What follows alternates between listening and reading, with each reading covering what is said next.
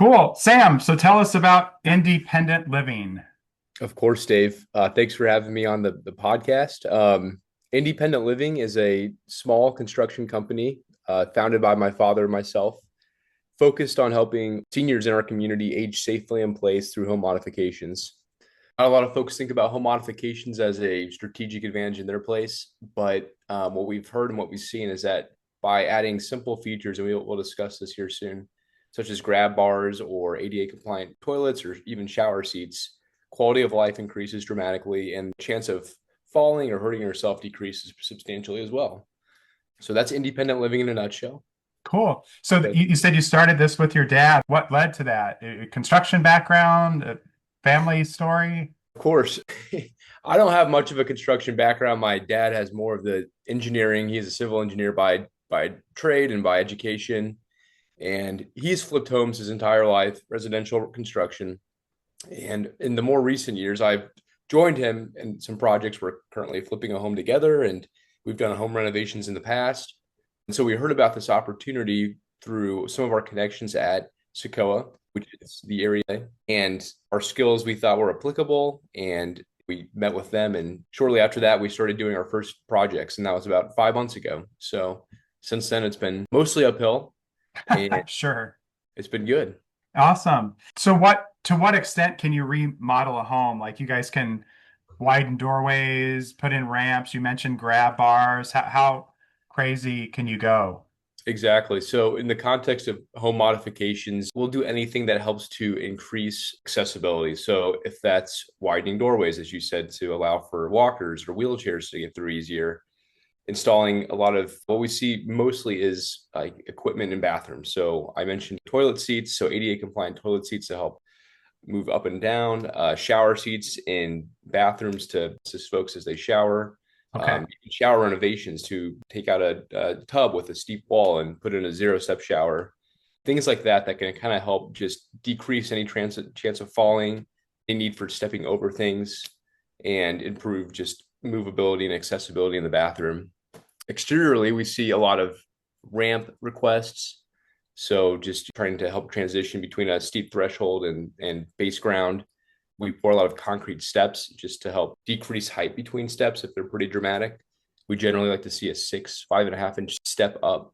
Some homes have 9, 10 inch steps, which is tough to navigate as you get older. And then I'd say by far our number one request on the exterior are just installation of handrails or Oh, okay. just to support a person as they move up and down stairs. So that's really it. We've seen some interesting stuff. We've redone patios that were uneven.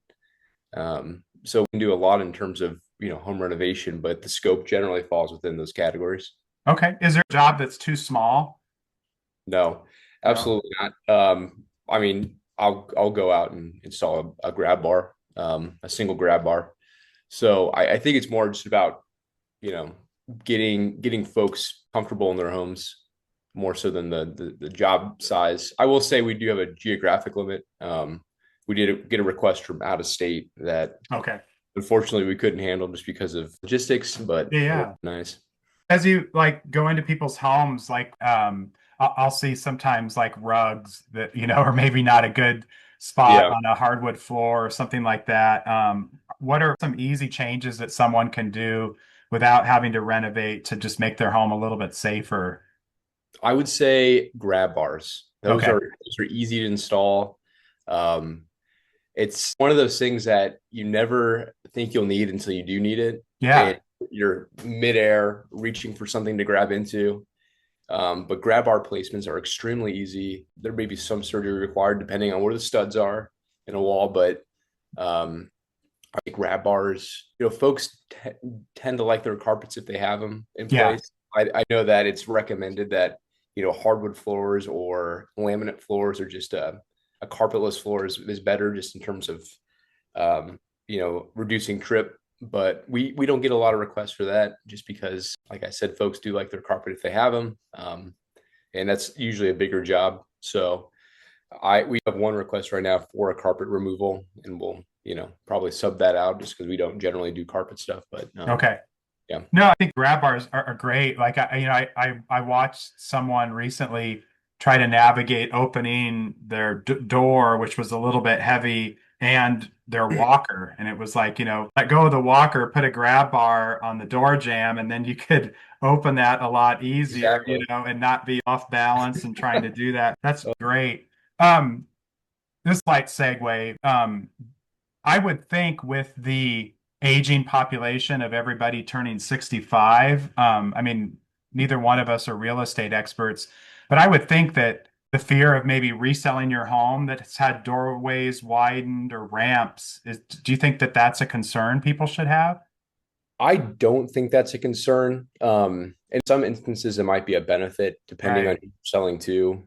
I would say a lot of the renovations we do are reversible, with an exception of potentially widening doorways. That's more of an intensive process. But if we put a ramp in, that's fairly easy to take out, especially if it's an aluminum ramp, um, or if it's a wood ramp. Same story. Okay.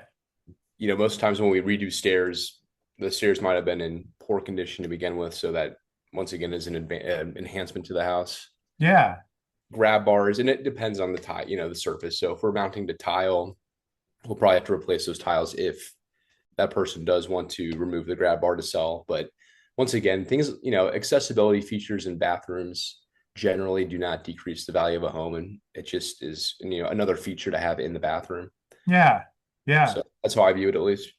Where should someone call you? I would say it's better to call proactively than reactively. Yeah. Uh, of course, not a lot of people think about needing these types of services until it is unfortunately more of a reactive situation. But I would just be honest with yourself. If there's even a doubt in your head, or if this is a question in your mind, do I need these things? Do I feel somewhat unsafe in my house? It's always worth reaching out and just getting a feel for what is possible. Um, and there are very small modifications that we can make that increase someone's accessibility in their own home. So they can be very discreet and very tailored to the individual. Yeah. Aesthetically pleasing, I'm sure. Yeah, Yeah, they absolutely. make beautiful shower seats now, and it's amazing. Yeah. They're not as sterile as they once were. Now, I assume that it's like any renovation and how you pay for this. Are there things that they can get help through Medicare or other programs, or is it just pretty much it costs this and however you're going to pay for it? That is a great question. There are so many ways to help offset the cost of these services, if not get them paid in full. Okay. A big player in this is obviously Medicaid, believe it or not, even for those 60 and a half and older, that would fall on health and wellness waiver or the TBI waiver or the pathways waiver, Okay. which are all tailored to this exact use case, which is home safety. So, that's one of the big things we see. There's other resources in the state. There's, once I mentioned SECOA, they're a part of a network, AAA's, I think it's Area Aging or Area Authorities on Aging. Yep. That's what it stands for. But they're, community organizations, non-government organizations that receive grant funding, endowment funding, and help distribute that across the community as it's needed. That they're generous with what they're able to do and how they're able to apply that funding to different projects. VA, if you're a veteran, they have programs as well. I'm sure there's others that I'm forgetting right now, but there are a variety of different programs that help folks pay for these modifications. So what is your process? So somebody calls you, walk us through kind of like a typical, um, whether it's like an intake and, estimating, quoting, depending on the job, what is the timeline that we're looking at? Yeah, that's a great question. Depends, to give you a classic consulting answer, but it generally follows rule of thumb where it's if the person, and we'll make the assumption the person isn't quite sure what they are looking for, yet they may have a chronic disease or just a condition that is deteriorated their quality of life at home. In that situation, we would generally partner with an occupational therapist, a physical therapist, or someone that is studying mobility and how someone lives in their environment to go out and do a home assessment, help qualify different modifications that could directly increase that person's quality of life, both now and create a scope for what may be needed in the future. So there's kind of a triaged plan of attack. Um, Once that is conducted, then, we'll come in and provide a quote, evaluate the scope that that occupational therapist has created, and then, schedule time to do work. A lot of these jobs take under a week. So I would say most jobs take a day or a day and a half, depending on the complexity. So fairly simple, very minimally invasive in terms of having contractors at your home. But obviously a huge benefit. I would say some of the bigger projects tend to be around like full bathroom remodels, Okay. demoing back a bathroom to the studs and then putting in a new shower or a new bath or a bath and a shower and a tub. Those generally take longer just because we will bring a plumber out if needed, an electrician if needed, to help do that. By far, most projects are 1 or 2 day jobs. Okay. Right now, somebody can call you, on a Monday and, within 10 days, probably have most projects completed. Is that fair? I That's our goal, to have Yeah, a quick turnaround. I can't promise 10 days just based on, what the availability is for work, but we will have a quote back within, 3, 4, 5 days, and then hopefully have that project scheduled to begin within another week. So that's great. No, no, and that's not to paint you into a corner. It's just more of a question of you can do some things fast, some we can things do might things. be Yep. a little more complicated, but it's nothing that like, oh, well, you want something now. We're looking at probably after the first of the year type situation. No, no, it's kind of the stereotype with contractors too, is that you get very long turnaround times, and folks that don't generally respond to communication that well. But we very much pride ourselves on quick communication, quick turnaround times, and a high degree of professionalism. That's awesome.